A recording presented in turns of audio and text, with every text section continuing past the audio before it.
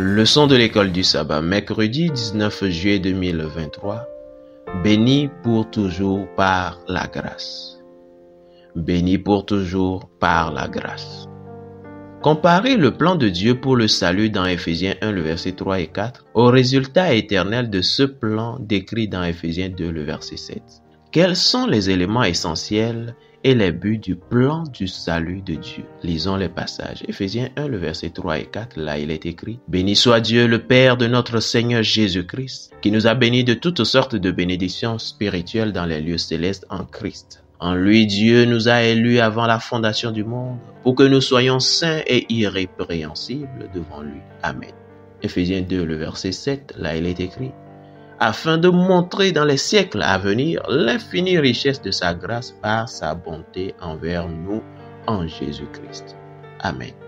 Les cérémonies de remise de diplômes sont de merveilleuses célébrations, que ce soit à la maternelle ou au niveau doctorat. Un diplôme marque une réalisation importante, le passage à une étape différente de la vie ou de la carrière. Il est important pour nous, en tant que croyants, de comprendre une vérité profonde de l'Évangile. Nous n'obtenons pas de diplôme en grâce. Il n'y a jamais de célébration que nous avons atteint notre doctorat en grâce ou que nous avons obtenu un diplôme qui nous en dispense. Paul affirme cette vérité dans Éphésiens 2, le verset 7, en l'accentuant par une chronologie expansive. Dieu a agi dans le passé en Christ pour nous racheter, nous identifiant ainsi à son Fils Jésus-Christ, afin que nous soyons parmi les co-participants présents à sa résurrection, à son ascension et à son exaltation. Éphésiens 2, le verset 4 à 6. Cependant, le plan de Dieu ne se résume pas à un passé rempli de grâce et un présent plein de miséricorde. Le plan de Dieu, fondé sur des conseils divins depuis les temps immémoriaux, Éphésiens 1, le verset 4, s'étend pour toujours dans l'avenir. Il inclut tous les siècles à venir, Éphésiens 2, le verset 7. Son plan pour l'avenir éternel est fondé sur le même principe que ses actions dans le passé et le présent, le principe de la grâce. Dans les siècles à venir, Dieu a hâte de démontrer l'infinie richesse de sa grâce par sa bonté envers nous en Jésus-Christ. Éphésiens 2, le verset 7.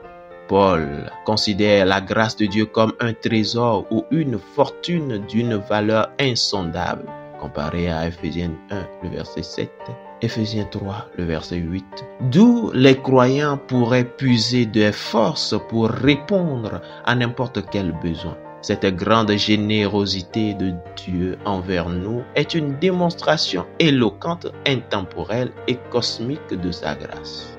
Je cite: en venant demeurer parmi nous, Jésus allait révéler Dieu à la fois aux hommes et aux anges. Cette révélation n'était pas destinée seulement aux enfants de cette terre. Notre petit monde est le livre de test de l'univers. Le merveilleux dessein de grâce de Dieu, le mystère de son amour rédempteur, voilà le thème sur lequel les anges voudraient se pencher et qui serait le sujet de leur méditation à travers les âges sans fin. Les rachetés et avec eux les êtres qui n'ont pas péché trouveront dans la croix du Christ leur science et leur chant. On verra que la gloire qui resplendit sur la face du Christ, c'est la gloire de l'amour qui se sacrifie. Fin de citation. Hélène G. White, Jésus-Christ, pages 9 et 10. Fidèles auditeurs et internautes, que Dieu vous garde. Amen.